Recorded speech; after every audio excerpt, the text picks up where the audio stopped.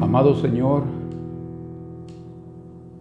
este día estamos conscientes de tu presencia y eso nos hace andar en temor y en reverencia a tu majestad. Que en esta hora, Señor, tú vengas sobre nuestras vidas, hables a nuestros corazones, no nos dejes vivir indiferentemente. Danos una vida espiritual ferviente en el Espíritu Santo. Gracias en este día, Señor, por la palabra que tienes para nosotros. En Cristo Jesús, tu Hijo, nuestro Señor, lo agradecemos. Amén. Dios los bendiga, hermanos. Hoy vamos a estar juntos, vamos a participar de la Cena del Señor al final del mensaje. Y vamos primero a participar del pan que el Señor nos va a dar, del pan espiritual.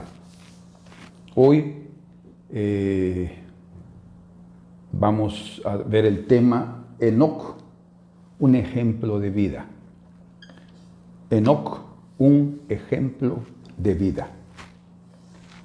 Desde el año pasado, 2023, y todo este año, un grupo religioso en los Estados Unidos, como también en México, y creo que en algunos otros países, estuvieron anunciando públicamente sobre la fecha del arrebatamiento.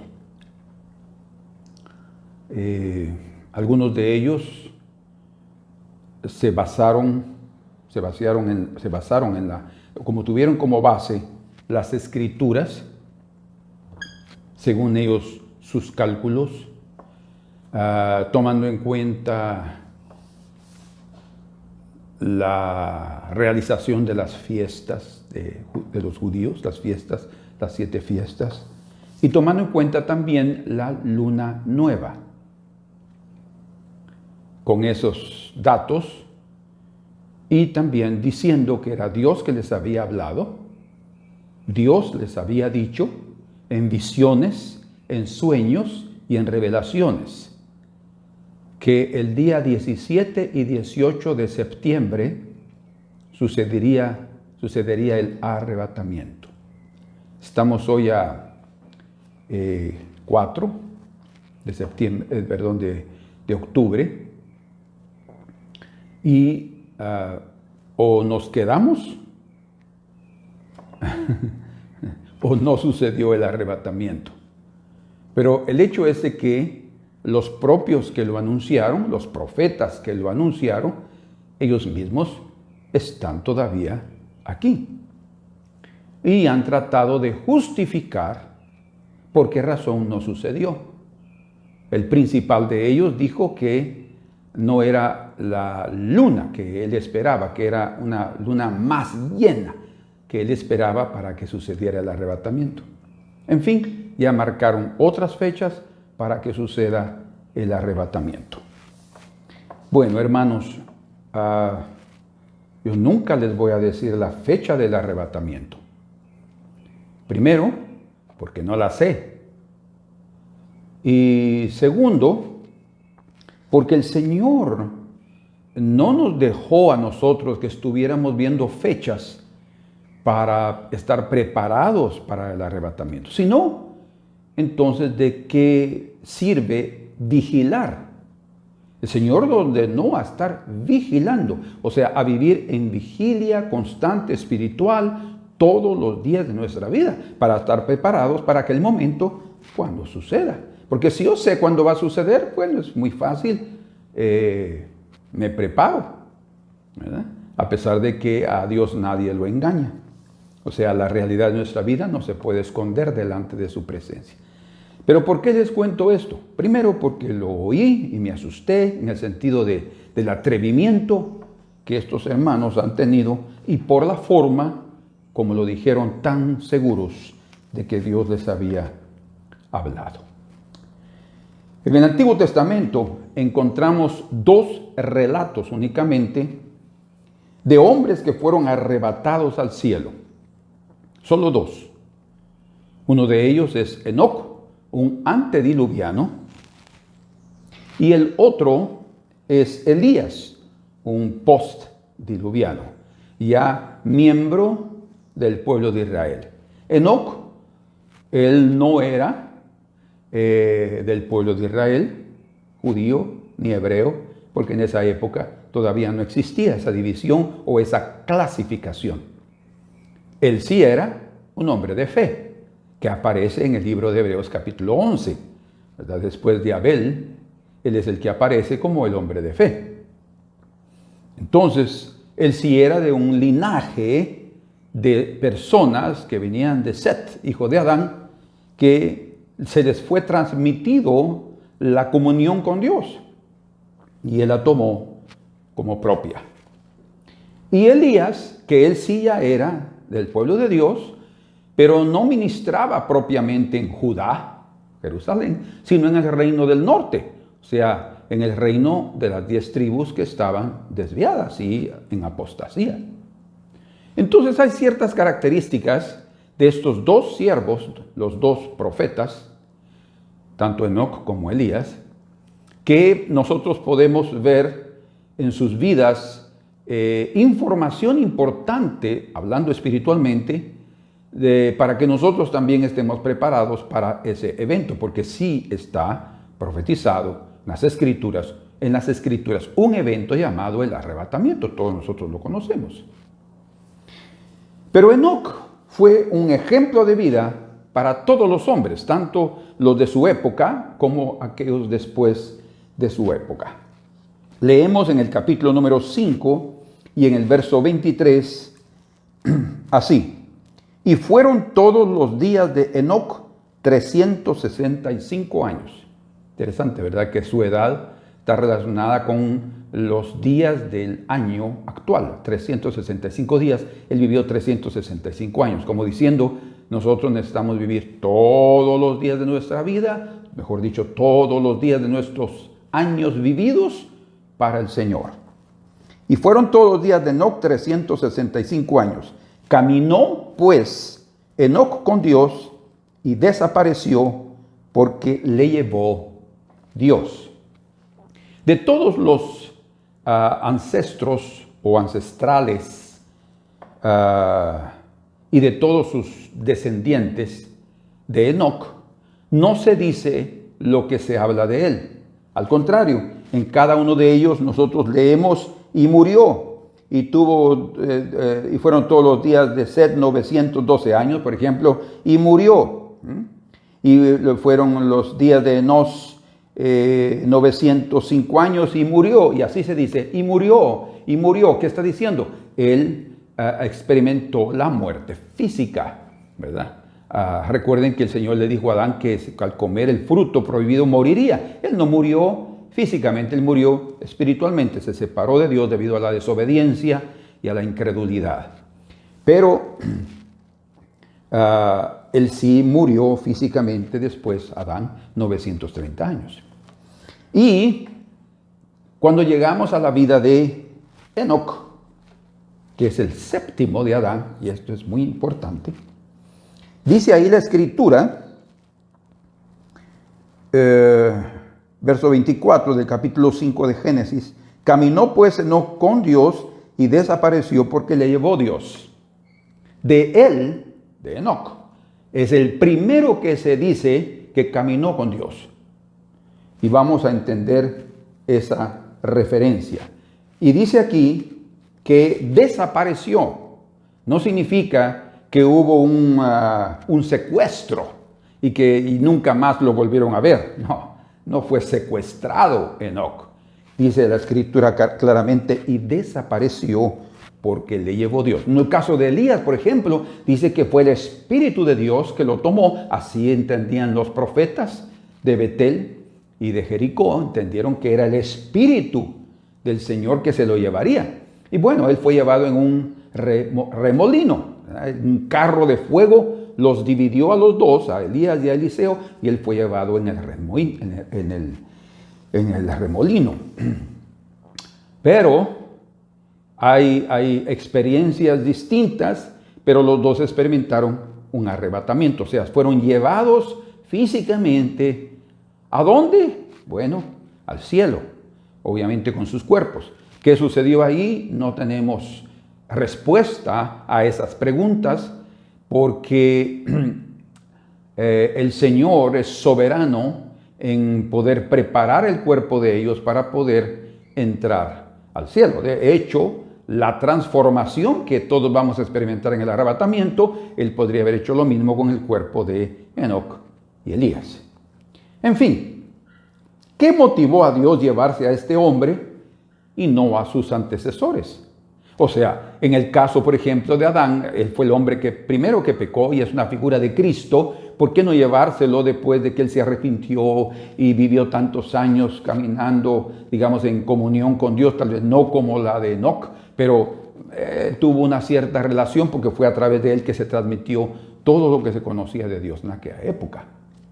No se llevó a Set, que era el tercero después, según la genealogía aquí, después de Caín y Abel, ¿verdad? El tercero, Set, que cuando él engendró a su hijo, dice que los hombres comenzaron a invocar el nombre del Señor. Qué interesante, ¿verdad? Entonces, podría haber hecho eso con ellos, pero no lo hizo. El Señor específicamente escogió a Enoc para llevárselo y no experimentar la muerte. Mi pregunta, ¿por qué? ¿Cuál fue el motivo por qué Dios se lo llevó a él específicamente? Podría parecer especulativa, pero no lo es, porque encontramos en la Escritura respuestas a las razones de por qué Dios se lo llevó. Y por eso es que hablamos del título como Enoc, ejemplo de vida, porque el Señor quiere que veamos cómo vivió ese hombre, para que nosotros también tengamos un estilo de vida semejante, para que cuando suceda el arrebatamiento podamos participar. La primera respuesta a esta pregunta la encontramos en el propio libro de Génesis, donde ya leímos en el verso 23 y en el verso 24. Todos los días de Noé fueron 365, pero dice en el verso 22, y caminó Enoc con Dios después que engendró a Metusalén. O sea, el nacimiento de Matusalén fue determinante en la vida de Enoc. Y después de que él engendró y obviamente nació Matusalén, dice, vivió 300 años y engendró hijos y hijas. O sea, después de eso, él tenía 65 años cuando engendró a su hijo. Y cuando él nació, 66 por ahí. Y ahí él comenzó a caminar con Dios. Vamos a ver eso un poquito después.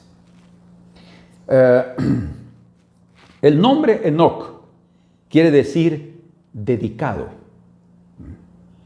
o escogido. Pero también da a entender que alguien ha sido consagrado. Y lo podemos entender desde esta perspectiva. Primero, que sus padres, Jared y su madre, que no se menciona aquí, hayan decidido consagrar o dedicar ese hijo al Señor.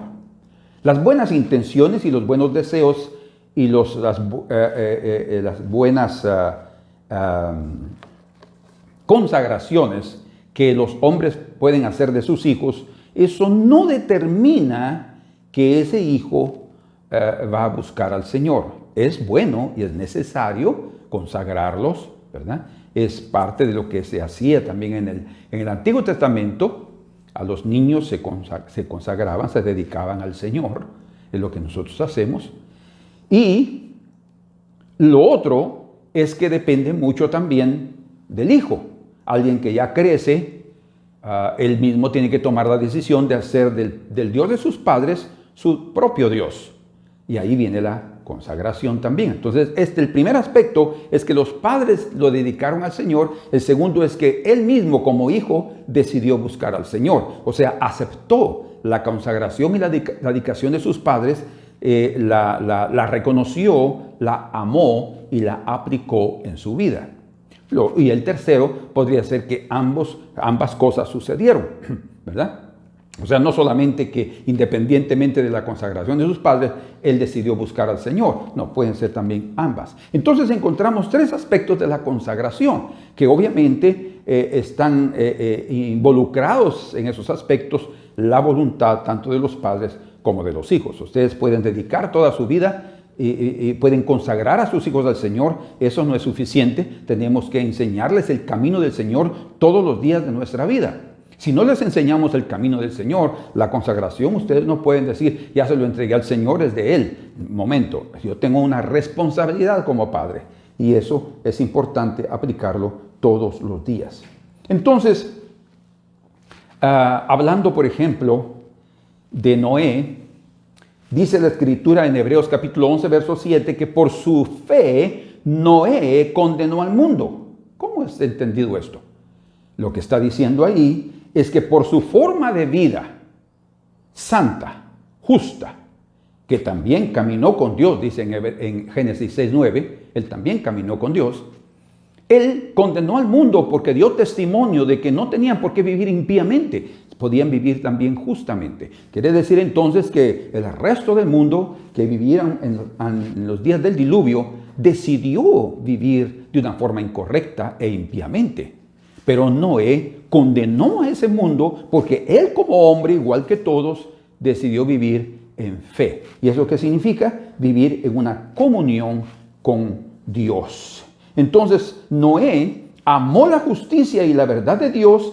Él caminó con Dios también y se convirtió en un testigo de la justicia divina. De igual forma, Enoc también. Él fue pregonero, al igual que Noé, porque él fue un profeta. Pregonero de justicia y pregonero de la verdad de Dios. Es decir, él predicó la verdad de Dios en sus días. Entonces, tanto su estilo de vida como sus enseñanzas también sirvieron como un testimonio, ¿verdad? Prácticamente se puede decir lo mismo de Noé. Él condenó al mundo de su época por vivir él de una forma correcta. Entonces, el arrebatamiento de Enoc fue una confirmación a los hombres de su época que su enseñanza y sus profecías venían de Dios. Cuando desapareció, muchos de ellos pudieron haberse preguntado, ¿qué se hizo Enoc? ¿Dónde está Enoc? ¿Y qué de él? Y en fin, y podría haber provocado en el corazón de muchos un arrepentimiento. Y era lo que realmente el Señor quería antes de los días del diluvio, que los hombres se arrepintieran de sus malas obras. Como Tertuliano dice, Tertuliano fue uno de los padres de la iglesia, le llaman así a uno de los personajes, de los siervos del Señor que se dedicaron a defender la fe. Él vivió en el siglo II después de Cristo y fue conocido en la historia de la iglesia como el padre de la teología latina, porque él fue el primero que comenzó a escribir sus escritos y todas sus defensas, sus obras en latín. Y él dijo algo precioso. Bueno, él dijo muchas verdades, muchas máximas preciosas que están registradas. Pero una de ellas es la verdad de Dios, venga de donde venga. La verdad es la verdad de Dios, venga de donde venga, o venga de quien venga, ¿verdad? Cuando un hombre va a hablar la verdad es de Dios, porque toda verdad es de Dios. Entonces no importa si viene a través de mí, o viene a través de otra persona, o viene a través de otra persona. Si es la verdad de Dios, esa es una verdad que va a permanecer. Y así vivió Enoc, igual que Noé, con la justicia y la verdad en su corazón. Ellos caminaron con Dios. Y esa frase, caminar con Dios, es una frase común en el Oriente para significar, dar a entender un trato constante y familiar, ¿verdad? Caminan juntos, como marido y mujer, caminan juntos. Eso quiere decir un trato constante y familiar. Pero implica también que Enoc mantuvo, hablando de su relación con Dios, una relación íntima y diaria con su Creador.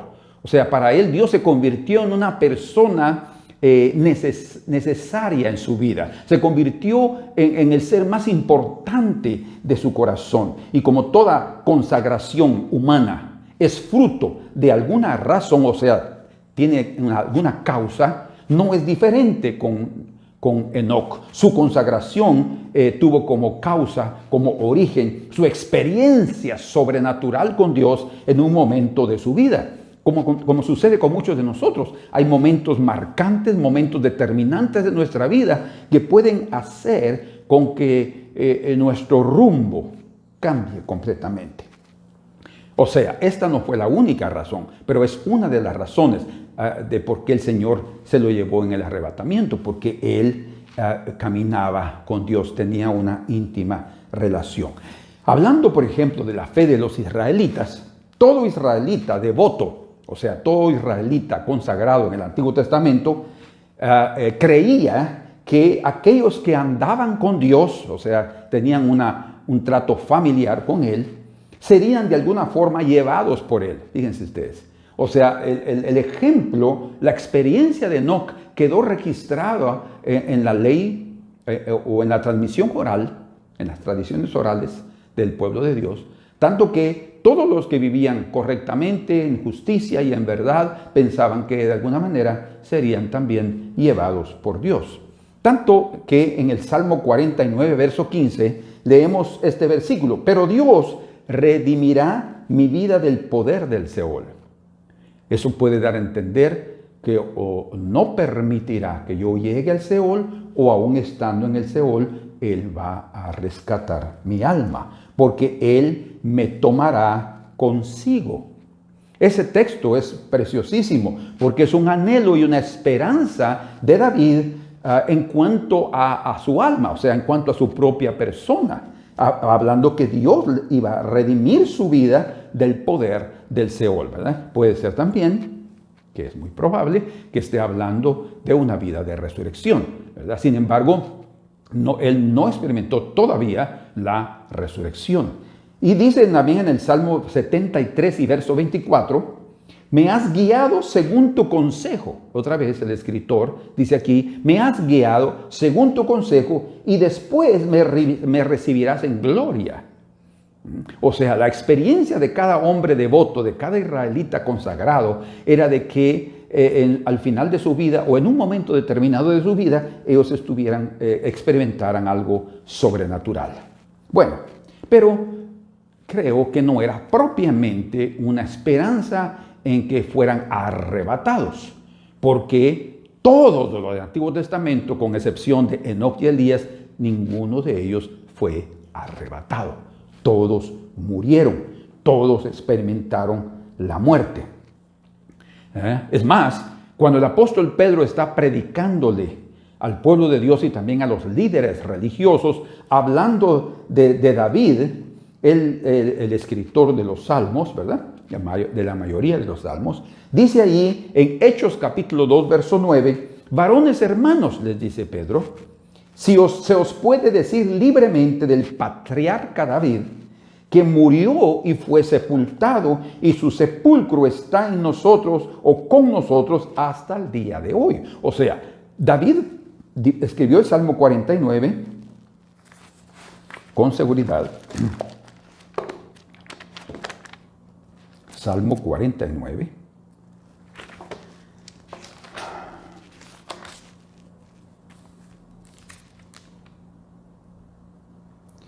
Aunque aquí dice el Salmo de los hijos de Coré. Entonces, no era de David, sino Salmo de Coré. El Salmo 73 es un Salmo de Asaf. Bueno, lo hice para conferir y no errar y no pecar por ignorancia. Generalmente todos siempre pensamos en los salmos como los salmos de David. Sin embargo, esos dos fueron uno de los hijos de Coré y otros de Asaf. Pero en ellos, como obviamente Asaf era un hombre de Dios también, era un vidente, él también deseaba algo espectacular en su vida espiritual. Pero aquí Pedro les estaba diciendo a ellos que David murió y su sepultura está allí con ellos. Hasta el día de hoy ustedes van a Israel, van a conocer dónde está, geográficamente hablando, un lugar físico, la sepultura de David. Quiere decir que él no fue arrebatado, no resucitó todavía, pero él estaba hablando de alguien más, ¿verdad? Pero dice en el verso 30, pero siendo profeta, David también, y sabiendo que con juramento Dios le había jurado que de su descendencia, ¿qué descendencia? ¿Salomón? No. En cuanto a la carne, alguien que vendría del linaje de David, levantaría al Cristo, el Mesías, para que se sentase en su trono, un rey, viéndolo antes, dice, viéndolo antes, o sea, él tuvo una visión, el Señor le mostró, habló de la resurrección de Cristo. Qué interesante. Él estaba hablando de la resurrección de Cristo. Y cuando eso Pedro lo estaba diciendo aquí, si ustedes quieren acompañar, en el libro de los Hechos,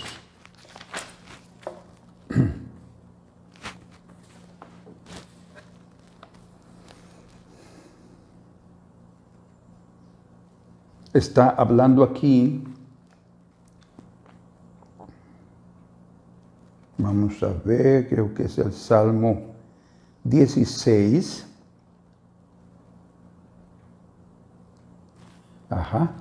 Es el Salmo 16.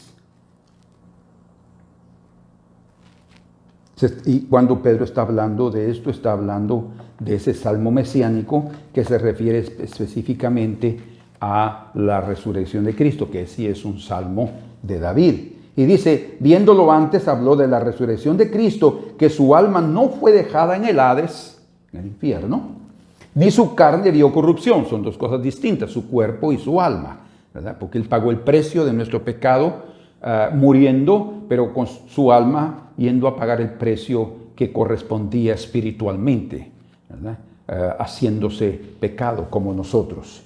Y a este Jesucristo resucitó Dios, del cual todos nosotros somos testigos. Entonces, Pedro dejó bien claro que todos los santos del Antiguo Testamento, con excepción de Enoc y Elías, murieron.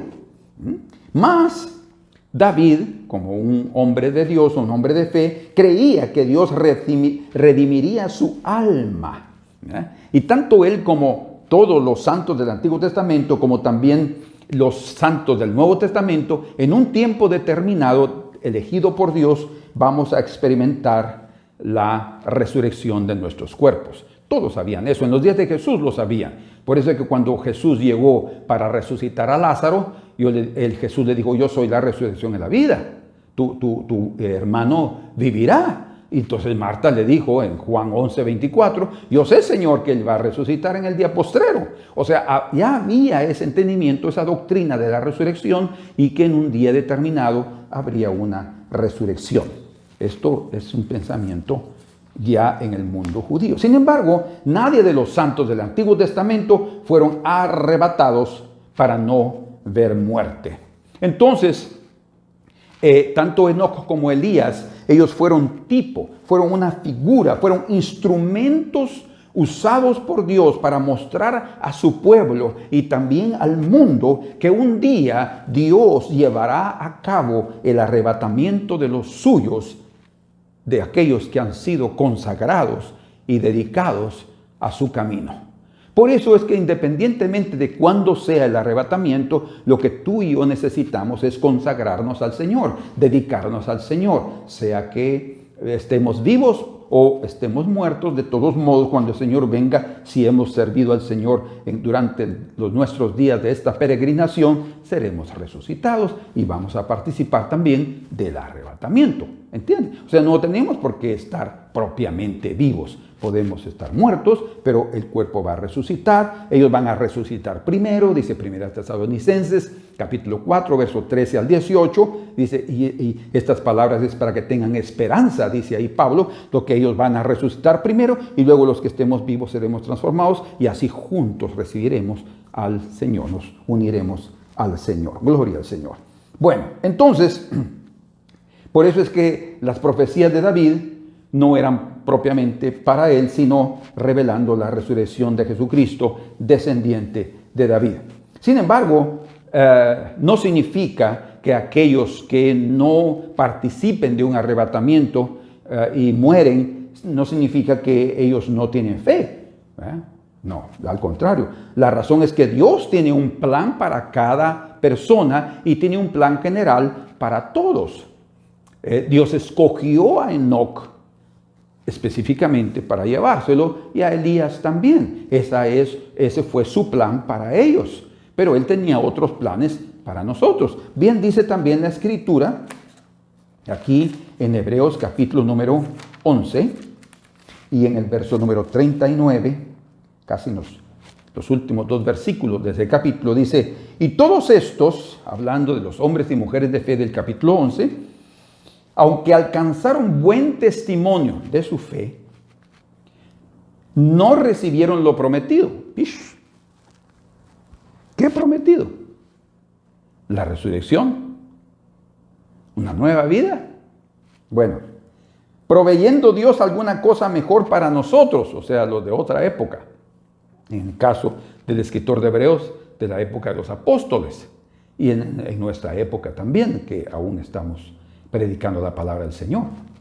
Y dice: proveyendo Dios alguna cosa mejor para nosotros, para que no fuesen ellos, los del Antiguo Testamento, perfeccionados aparte de nosotros. ¿Se dan cuenta? O sea, va a existir un perfeccionamiento en unidad, como un cuerpo. Él nos va a unir y estaremos siempre así con el Señor. O sea, no importa si morimos antes, si no participamos, si no vamos a ser parte del arrebatamiento, no importa, ¿verdad? No, pero yo quiero participar. Y van a ver ustedes que sobre ese asunto. Aunque muramos antes, vamos a participar. Si somos hombres de fe, la clave es la fe y caminar con Dios. Muy bien, entonces veamos ahora la segunda respuesta sobre la vida de Enoc, de por qué el Señor lo arrebató. Y esa segunda respuesta la encontramos en el libro de Hebreos capítulo 11 y en el verso número 5. Y dice allí: por la fe Enoc, vean ustedes la importancia de la fe, por la fe Enoc fue traspuesto, fue trasladado, quiere decir, para no ver muerte. O sea, ¿cuál fue la clave entonces aquí según en Génesis? Caminó Dios con Noé. Fue un hombre de fe, pero la clave fue ahí. Lo que se resalta fue que él caminó con Dios. Tuvo una relación constante y familiar con Dios, íntima. Ahora aquí es por la fe, ¿no? Fue traspuesto para no ver muerte y no fue hallado, no fue encontrado porque lo traspuso Dios, porque Dios se lo llevó, ¿verdad? Como leemos exactamente en Génesis 5:24, que fue Dios que lo tomó para sí. Y dice, y antes, ahora aquí viene otro aspecto, y antes que fuese traspuesto, aquí hay otra razón por la cual el Señor también se llevó a Enoc. Tuvo testimonio de haber agradado a Dios. Fíjense ustedes. O sea, nuestra vida, para que nosotros también seamos parte de la resurrección, parte del arrebatamiento, el requisito principal, uno de los requisitos principales, además de tener nuestra fe en Cristo, es agradar a Dios. ¿Qué significa eso? Es vivir una vida consciente de su realidad. Dios es real, más real que nosotros mismos. Cuando nosotros estamos conscientes de esa realidad, vivimos delante de su presencia, delante de su mirada y delante de su escrutinio divino, y lo que tratamos de hacer y de vivir es agradándole y evitando cualquier ofensa para el Señor. Si ofendemos, por eso dice, abogado tenemos para con el Padre, a Jesucristo el justo. Si cometemos pecado, confesemos nuestros pecados, que Él es fiel y justo para perdonarnos y limpiarnos de toda maldad, ¿verdad? Entonces, Él fue traspuesto y dice, tuvo testimonio de haber agradado a Dios y haberlo complacido, como hablando Jesús de su Hijo, dice, este es mi Hijo amado en el cual yo tengo complacencia, se agradaba de Él. Y dice, verso número 6, porque el verso 6, que la mayoría de nosotros lo conocemos, No se puede leer independiente al verso 5, porque en el verso 5 dice que Enoc fue traspuesto porque agradó a Dios. Y en el verso 6 dice, pero sin fe es imposible agradar a Dios. O sea, aquí nos están uniendo dos cosas, fe y agradar, ¿verdad? Solo con la fe agradamos a Dios, ¿verdad? Solo con la fe podemos tener la capacidad de agradar a Dios, porque nuestra conciencia de la realidad divina nos va a ayudar a vivir de tal manera que nuestros actos y nuestros pensamientos y palabras serán para complacer al Señor. Amén. Entonces, dice ahí, pero sin fe es imposible agradar a Dios, porque es necesario que el que se acerca a Dios, ¿verdad? Ahí viene la fe, crea que le hay, ¿verdad? Ahí viene la fe. Crea que le hay. No una cuestión de Dios existe o no existe, no. En aquella época ya tenían idea de que podía existir Dios, de que Dios existía. Algunos decían, no, Dios no existe. No es una cuestión de algo así filosófico. No, está hablando de una realidad, de una experiencia personal de que Dios es real. Entonces, es necesario que aquel que se acerca a Dios crea que le hay y que es galardonador de los que lo buscan, ¿eh? De aquel que le busca. Quiere decir entonces que a través de la fe y de agradarlo, llegamos a conocer el carácter de Dios. Y parte del carácter de Dios es que Él recompensa a los suyos. Él también nos galardona. Él también tiene coronas, ¿verdad? Él también tiene premios, ¿verdad? Para aquellos que se dedican y que se consagran a su camino y que lo buscan de todo corazón. Entonces, el escritor del libro de Hebreos nos está diciendo que no fue trasladado, transpuesto, removido, primero porque tuvo fe en Dios, creyó en Él, y segundo porque Él tuvo testimonio, o sea, tanto de la vida humana como en el aspecto, en la atmósfera espiritual, había testimonio de que Él había agradado a Dios. Entonces también vamos a agradar a Dios a través de nuestra fe, y como dice Santiago, muéstrame tu fe y yo te muestro mis obras. Porque la fe sin obras está muerta, porque una verdadera fe es aquella que manifiesta que mi vida es diferente debido a lo que yo creo. Si vivo diferente, mi fe es muerta. No he tenido una experiencia con Dios, es lo que está tratando de decir Santiago. Entonces significa que su fe fue fruto de su comunión diaria e íntima con Dios y no como fruto de una simple creencia o una persona nominal. Yo soy evangélico o católico, que cualquier otra religión que vea a Jesucristo como el Salvador. No es una cuestión solo de una fe de creencia, sino una fe como fruto de una comunión y de una real experiencia con Dios. Entonces, de tal manera que Enoc veía a Dios siempre delante de él. Él estaba consciente de su mirada divina. Y por ese motivo él trabajaba constantemente para agradarlo, como ya dijimos, y para no ofenderlo. Entonces, en cuanto el resto de las personas en los días de Enoc vivían para agradarse a sí mismos y para agradar al sistema que los influenciaba y que dominaba sobre ellos, Enoc se convirtió en alguien que agradaba a Dios, y que Dios se convirtió en el mayor gozo de su corazón.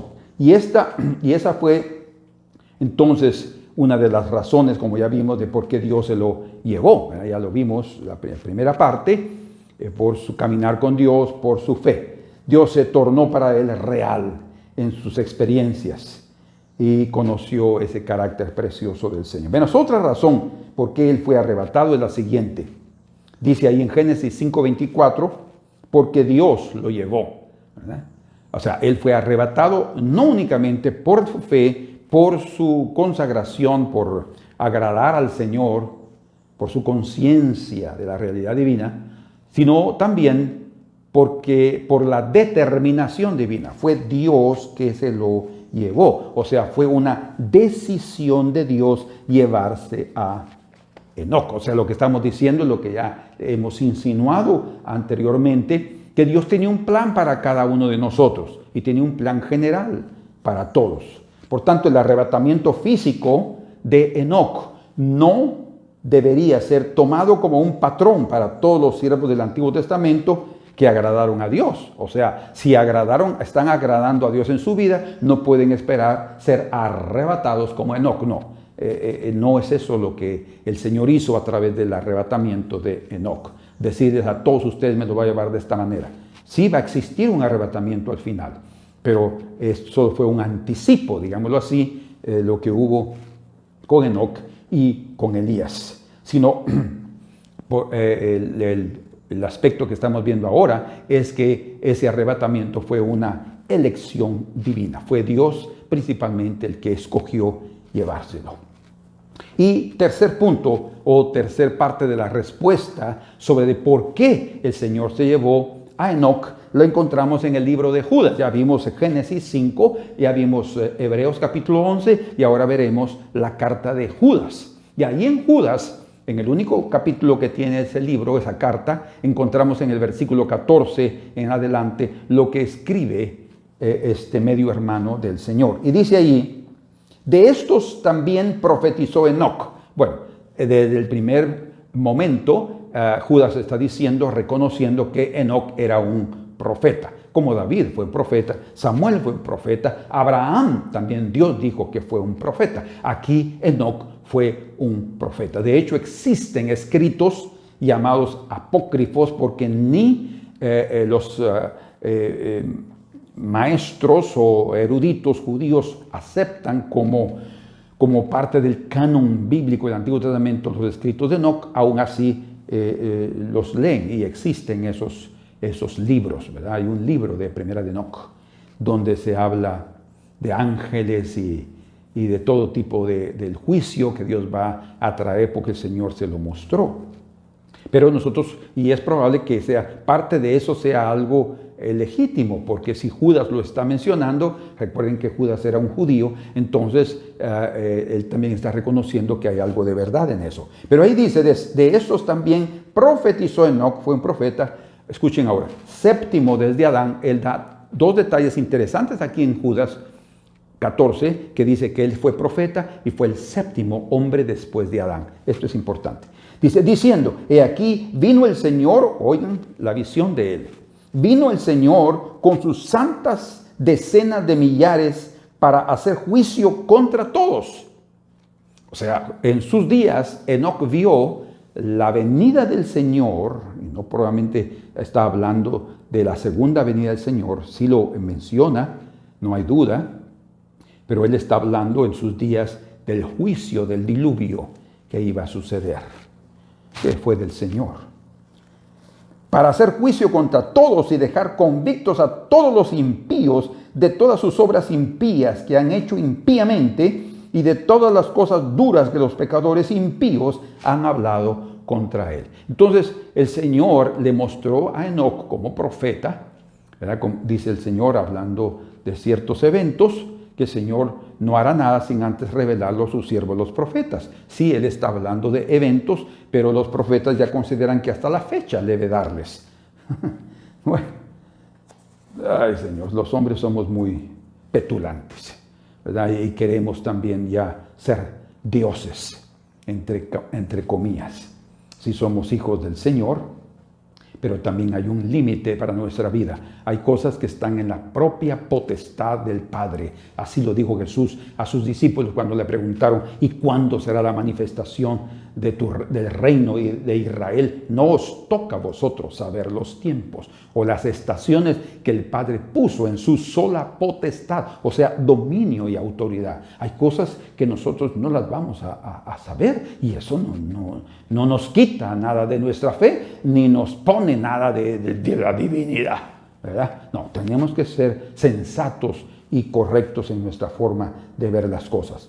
Pero bueno, él vio esas cosas, él tuvo una visión del fin y cuando estamos hablando de que Dios no hará nada, como dice Amós, hasta revelarlo a sus siervos los profetas, está hablando de eventos específicos, ¿verdad? Todos los profetas hablaron de situaciones que vendrían, pero no estaban hablando de fechas, ya estaban hablando de eventos, ¿verdad? Que era evidente que sucederían porque el Señor lo estaba revelando. Y han pasado ya millares de años y algunos dicen no va a cumplirse, como en la carta de Pedro encontramos esa murmuración de los hombres, pero Él va a venir, como dijo en el libro de Habacuc, aunque se tarde, espéralo porque ciertamente vendrá. Habacuc 2, verso 2.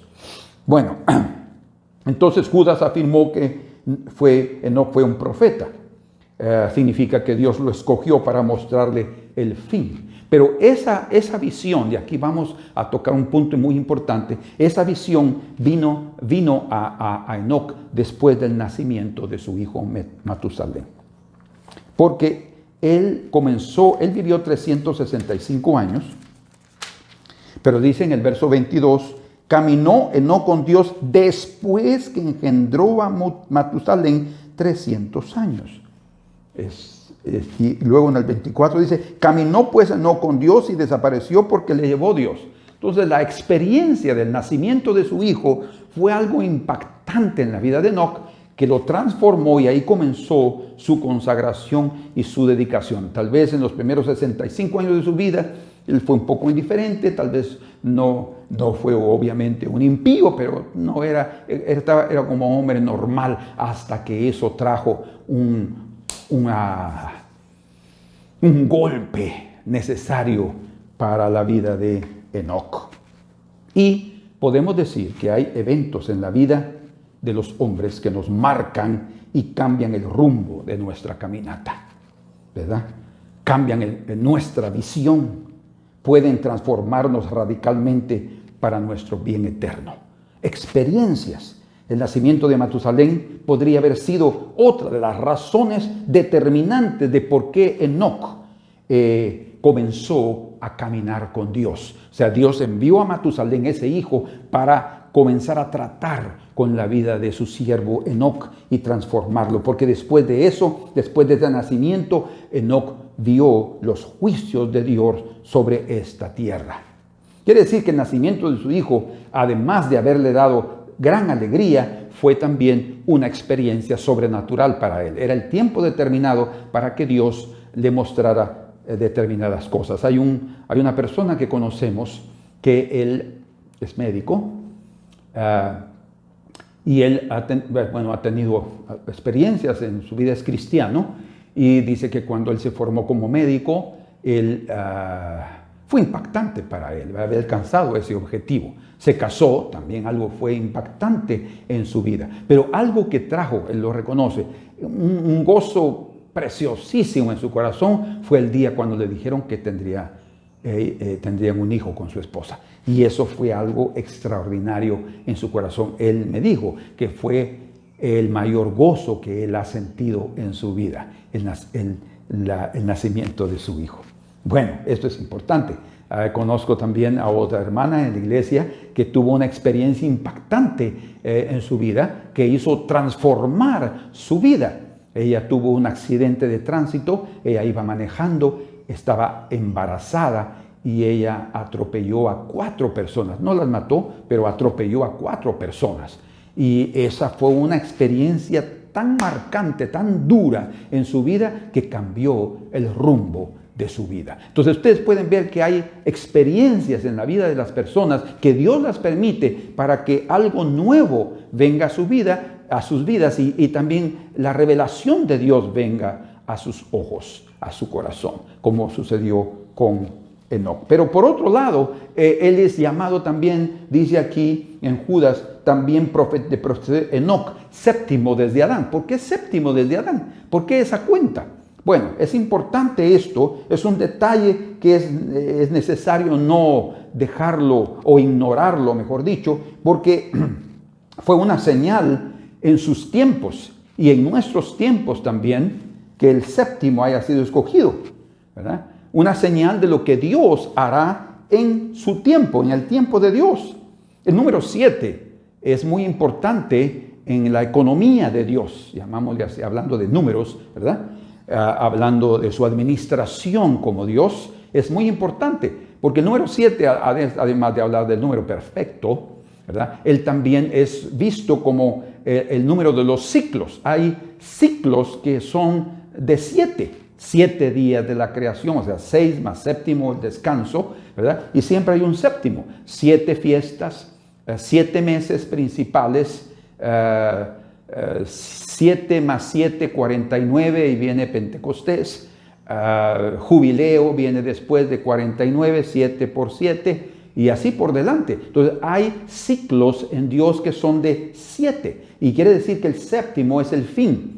Por eso es que nos está hablando del séptimo desde Adán, porque es un hombre del fin, un hombre que habla de los últimos tiempos y un hombre que está hablando del fin, del inicio, del principio y el fin, ¿verdad? Son iguales. Entonces viene y son iguales porque es una persona, no porque alguien lo dijo, sino porque son una persona. Entonces viene aquí y es el fin de un ciclo.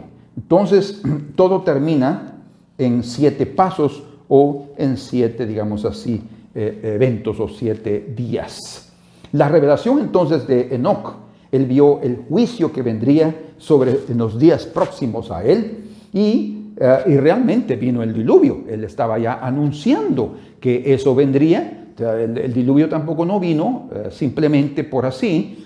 Se comenzó a decir y a hablar, los hombres lo oyeron y ellos se burlaron, como en el día de hoy sucede. El propio Noé fue pregonero de justicia, quiere decir que también él avisó lo que vendría, pero nadie estaba realmente creyendo. Y era también lo que él vio, porque dice, y vendrá el Señor con millares y millares de santos, ¿verdad? Y de ángeles. Pero está hablando también de la segunda venida del Señor, porque el propio Señor Jesucristo habla de su venida y trayendo juicio, porque Él es el juez de vivos y muertos y va a venir a juzgar a la tierra y Él va a traer un cambio radical a este mundo. Entonces, en los días del retorno de Jesús, la impiedad será como en los días de Noé, como Jesús dijo, porque en los días del Hijo del Hombre serán como los días de Noé. Se casarán y estarán dándose en casamiento hasta que el diluvio vino y se los llevó a todos, dice. Quiere decir que muchos van a ser tomados por sorpresa. Es más, en el libro de Mateo capítulo 25 encontramos a 10 vírgenes y 5 de ellas siendo insensatas. O sea, están hablando de que sí, las 10 se duermen, pero 5 de ellas realmente no tenían aceite suficiente en sus depósitos. El Señor quiere prepararnos, ¿verdad? Y va a ser como en los días de Noé, va a haber juicio, va a haber un juicio grande, un diluvio enorme. ¿Por qué? Porque también hay un diluvio de iniquidad. De la misma proporción va a venir el juicio. La proporción de la impiedad, así viene la proporción del juicio de Dios. Su aparición entonces, la aparición del Mesías Jesucristo, será la mayor urgencia, la mayor necesidad del mundo en sus días. Y vendrá Él, como hablamos, como juez de vivos y muertos, para eliminar a todos los impíos de la tierra y establecer a los justos para que habiten con seguridad en la tierra. Entonces su fe, la fe de Enoc, le permitió ver el porvenir. Y prácticamente se cumplió en él lo que leemos como una de las definiciones de fe en el Nuevo Testamento en Hebreos 11:1. Es pues la fe, la certeza de lo que se espera, la convicción de lo que no se ve. La certeza de lo que se espera, la convicción de lo que no se ve. Con estos ojos, pero se ve con los ojos de la fe.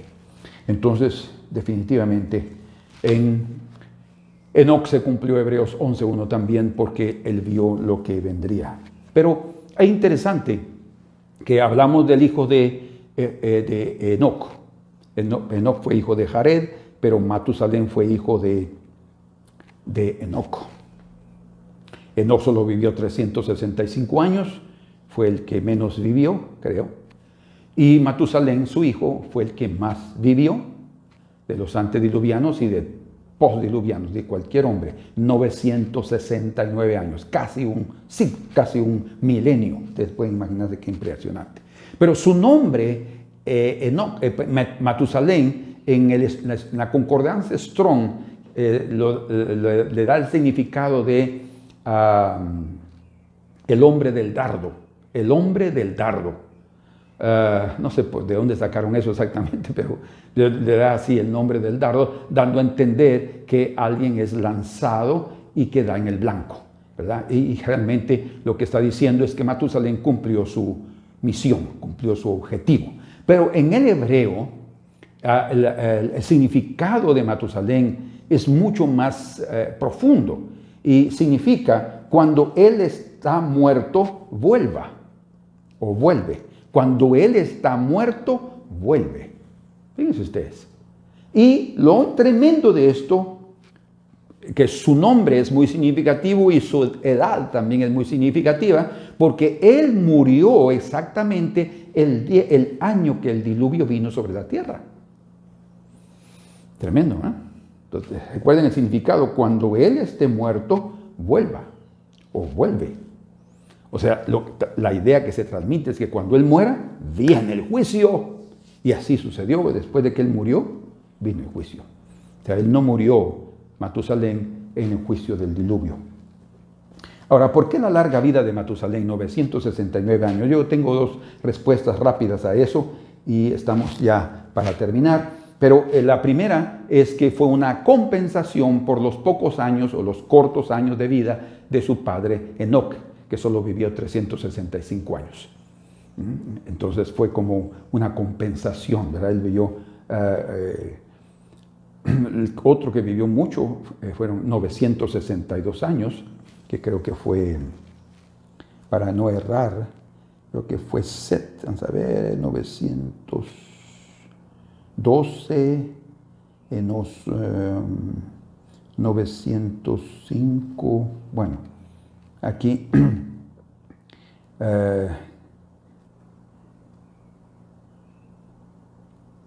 hay otros que vivió, ahorita no recuerdo exactamente, no lo estoy encontrando aquí, pero vivió 962 años. Amén. Déjenme encontrarlo para que ustedes no se queden con esa. De aquí 800 y fueron todos los días de Set, 912. Enos, y fueron todos los días de Enos, 905. Cainán, fueron todos los días de Cainán, 910. Mahalael engendró y fueron todos los días de Mahalael, 905. Jared engendró y fueron todos los días 962. Era su papá. Aquí está. Jared vivió 962.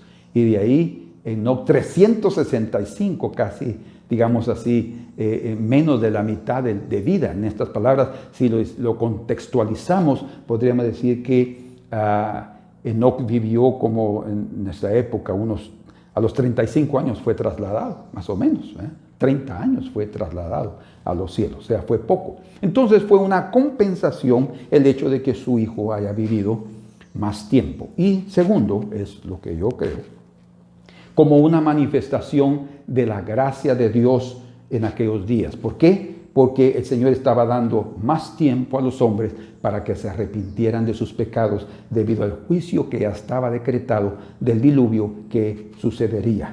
Entonces, y no está fuera de lugar este pensamiento que yo les estoy hablando en relación a que a través del nacimiento de su hijo vino una gran experiencia y vino una transformación en el mundo de su época. Porque cuando hablamos del nacimiento del Hijo de Dios, Jesucristo, también sucedió lo mismo.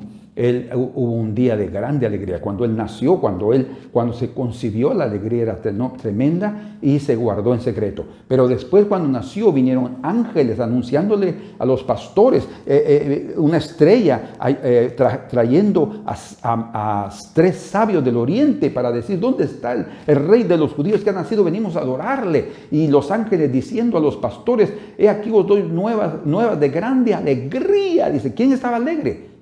El Padre, por el nacimiento físico de su Hijo en esta tierra. Y fue a través del nacimiento físico que se anunció la salvación para los hombres, el perdón de los pecados, ¿verdad? Una nueva visión, una nueva vida para todos. Y el propio Jesucristo, ya en su ministerio, leemos en Mateo 24 que Él mismo anuncia el juicio que vendría sobre Israel y sobre todas las naciones. Entonces, sí es muy importante esta cuestión. Bueno, por último, el arrebatamiento del Hijo de Dios. En el caso directamente de Jesús, por ejemplo, Él no fue arrebatado para no ver muerte. La razón es porque Él vino primero para pagar el precio de nuestro pecado, como dice en Romanos 3:23, y 6:23, que la paga del pecado es la muerte. 6:23. 3:23, de por cuanto todos pecaron, todos están destituidos de la gloria de Dios. Entonces, Él vino a pagar el precio. Él no podía ser arrebatado y no ver muerte. Él iba a morir. ¿Se dan cuenta ustedes que es la elección de Dios? Dios eligió a su Hijo, su único, su unigénito, para que Él muriera. ¿Será que más privilegio tenía Enoc y Elías de ser arrebatado y no ver muerte? De ninguna manera. Es una cuestión del plan de Dios. Entonces no es un asunto de, hay mayor privilegio, menos privilegio, de ninguna manera. Porque el Hijo de Dios, el divino, que tiene todo el derecho de la honra y la gloria y toda majestad en los cielos, Él tuvo que morir, ¿verdad? Por culpa nuestra. Él entregó su vida, murió para rescatarnos de la muerte y para librarnos del juicio venidero. Bendito sea el Señor. Entonces, para Jesús, la muerte fue prácticamente una elección propia y una elección del propio Padre. ¿Por qué? Porque el amor hacia sus hermanos fue superior que al cuidado de su propio ser. Él se menospreció a sí mismo como humano, ¿verdad?, para salvar a sus hermanos. Entonces, sin embargo, a pesar de haber él entregado su vida, le fue prometido que su alma no sería dejada en el Seol. O sea, no pasaría ahí el resto de la eternidad, sino que resucitaría y así entonces recogería su cuerpo en gloria. Y fue lo que sucedió. Todas las escrituras mesiánicas en relación a los dolores que él iba a sufrir y también a las glorias, todas se cumplieron en Jesucristo. Entonces significa que el arrebatamiento de Enoc físico y el arrebatamiento físico de Elías fue prácticamente una anticipación, un anuncio anticipado del arrebatamiento de la iglesia, del arrebatamiento que va a suceder en el retorno de nuestro Señor Jesucristo, cuando todos los santos del Antiguo Testamento de fe, ¿verdad?, que creyeron también en el Mesías, aunque no lo hubieran visto, como dice Hebreos, no recibieron la promesa, pero van a ser, junto con nosotros, van a ser perfeccionados. Entonces todos en el momento del arrebatamiento seremos levantados. Los que están muertos, que murieron creyendo en el Señor, van a resucitar primero, y los que estemos vivos seremos arrebatados. Entonces, para algunos, y quiero decirles esto porque es muy importante, algunos pueden pensar que morir antes del arrebatamiento es una desgracia. Algunos puedan pensar, ay, y si yo muero antes del arrebatamiento, qué tristeza, no voy a participar del arrebatamiento. Eso es mentira. Eso es un pensamiento incorrecto. Si tú mueres antes o yo muero antes del arrebatamiento, eso no te quita el privilegio de participar. Lo único que está sucediendo es que Dios está escogiendo que tú mueras antes de determinados eventos, acontecimientos. De hecho, el Señor puede librarte de pasar por la gran tribulación, el hecho de morir. Tal vez porque el Señor nos conoce, sabe cómo somos y no podríamos tal vez creer de recibir la gracia de Dios para soportar la persecución, el martirio, tantas cosas que pueden venir durante el periodo antes de ser arrebatados. El propio apóstol Pablo está diciendo, y aquellos que estemos vivos para la venida del Señor, quiere decir que él quería estar vivo. Eso lo habló cuando estaba escribiendo las cartas a los tesalonicenses. Pero él murió, Pablo, el apóstol, murió. Mas eso le quitó a él significancia en su fe, importancia en su fe, de ninguna manera. Todo lo contrario, le dio testimonio de su fe, porque él murió defendiendo la fe, ¿verdad? Murió como mártir. Y él va a ser uno, sin duda, de los que van a resucitar primero.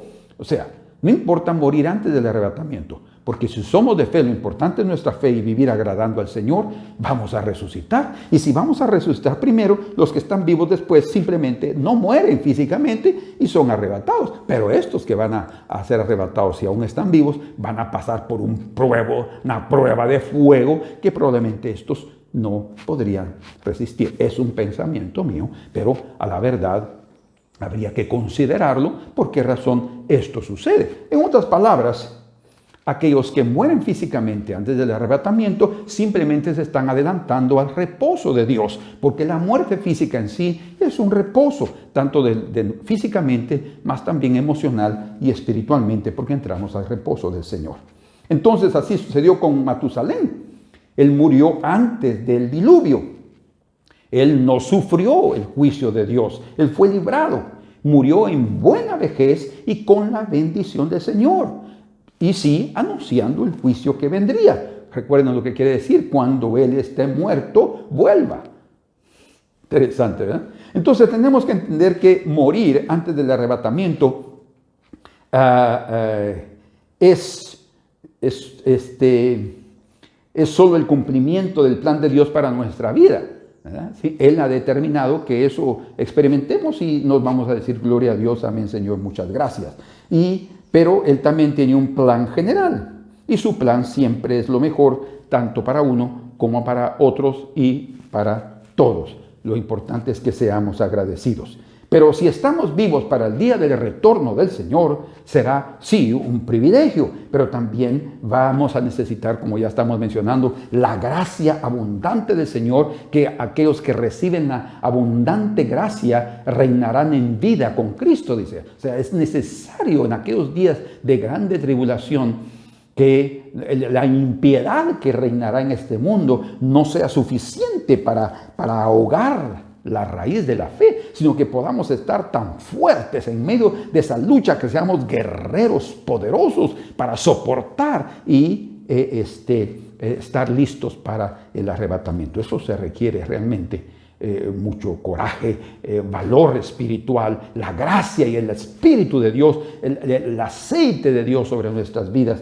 Esto será muy importante, porque además experimentarán los que estemos vivos experiencias grandes, experiencias sobrenaturales. Y como dijo el apóstol Pablo en Romanos 14:8, pues si vivimos para el Señor, vivimos. Vean ustedes. O sea, no importa si morimos antes del arrebatamiento o no. Si vivimos para el Señor, vivimos. Y si morimos, para el Señor morimos. Así pues, sea que vivamos o que muramos, del Señor somos. Amén. Que el Señor nos dé a cada uno de nosotros esa gracia, porque Jesucristo, el Hijo de Dios, murió primero y después ascendió a los cielos. Lucas es el escritor del Evangelio que lleva su nombre. Él es el único que dedica tiempo para examinar, escudriñar e investigar sobre la ascensión de Cristo, su arrebatamiento, ¿verdad? En el monte de la transfiguración, Él fue transfigurado. Ahí no es un arrebatamiento espiritual, es una transfiguración o una transformación. Él tomó otra forma, en no sentido de forma física, porque su cuerpo estaba modelado allí, pero sí Él fue transformado en un ser de grande luz, ¿verdad? Y fue proclamado ahí que era al único que se debía oír. Entonces fue una anticipación del reino de Dios, de la gloria que Él tendrá en el reino de Dios. Pero entonces Lucas es el único que escudriña con detalle su ascensión, y él termina el Evangelio de Lucas en el capítulo 24 hablando de la ascensión del Señor. Es el único evangelista que lo hace.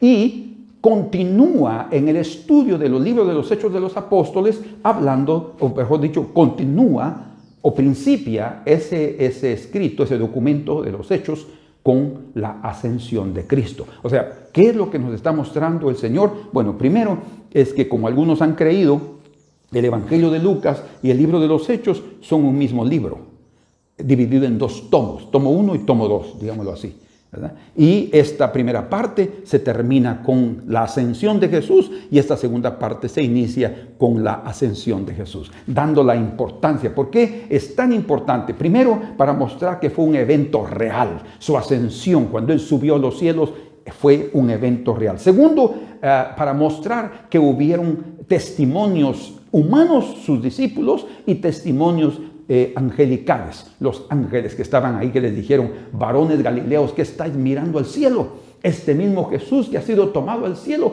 así mismo lo volveréis a ver venir. Hechos 1:11. Segundo, tercero, una señal incontestable de su divinidad, porque ahí le adoraron. Vemos claramente que llegaron a adorarle. Jesús no estaba impidiendo la adoración, porque Jesucristo es el Hijo de Dios, es Dios hecho carne. No existe allí una idolatría, como algunos judíos tildan a los cristianos de ser nosotros idólatras porque adoramos un hombre. No. Jesucristo es Dios hecho carne. Él tomó un cuerpo humano para poder redimir a la raza humana. Entonces hay 4 aspectos. El primero ya lo vimos, de la ascensión. Uno es un evento real. Segundo, tiene testigos humanos y celestiales o angelicales. Tercero, es una señal incontestable de su divinidad, la ascensión, porque Él ya ascendió en su transformación total. Primero murió, resucitó 40 días anunciando el reino de Dios y luego ascendió a los cielos en el día de 10 días antes de Pentecostés. Que es maravilla eso, ¿verdad?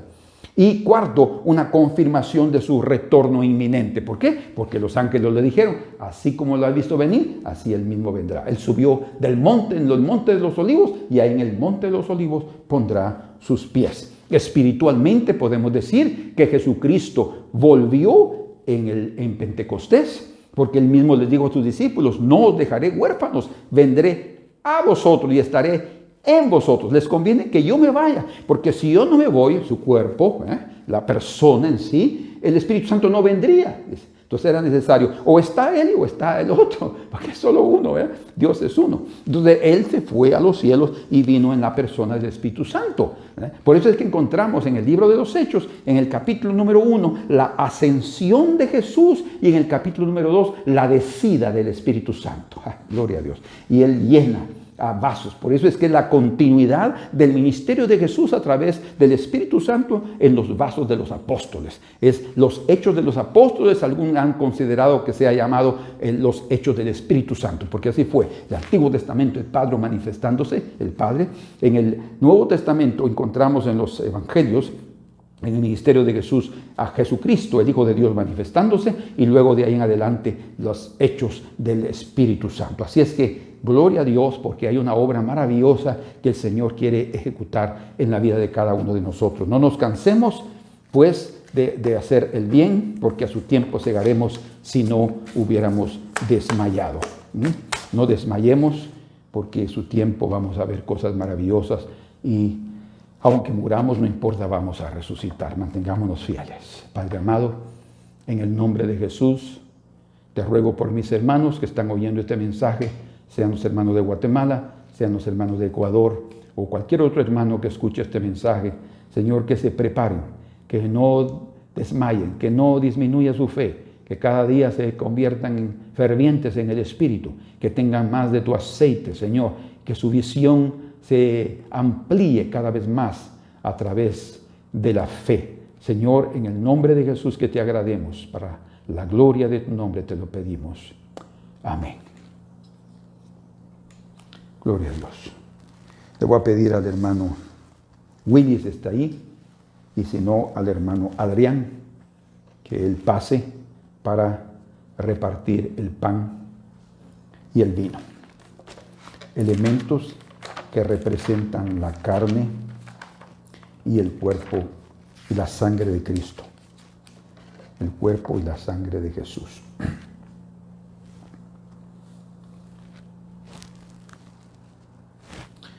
Amén. Qué lindo. Dice la Escritura, porque yo recibí del Señor lo que también os he enseñado.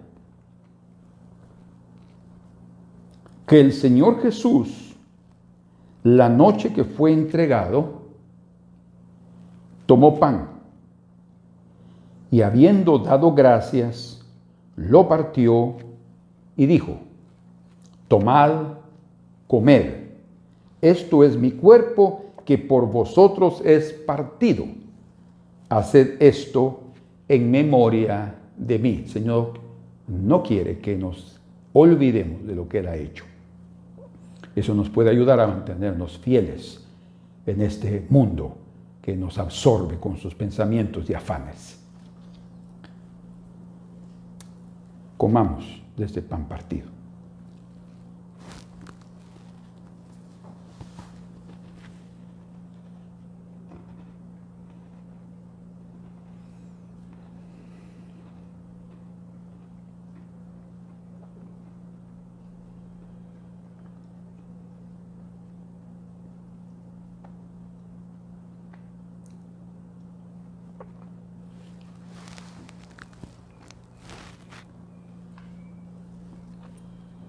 Asimismo, tomó también la copa después de haber cenado, diciendo, Esta copa es el nuevo pacto en mi sangre. Haced esto todas las veces que la bebiereis en memoria de mí. Así pues, todas las veces que comiereis este pan y bebiereis esta copa, la muerte del Señor anunciáis hasta que Él venga. Amén. Bebamos.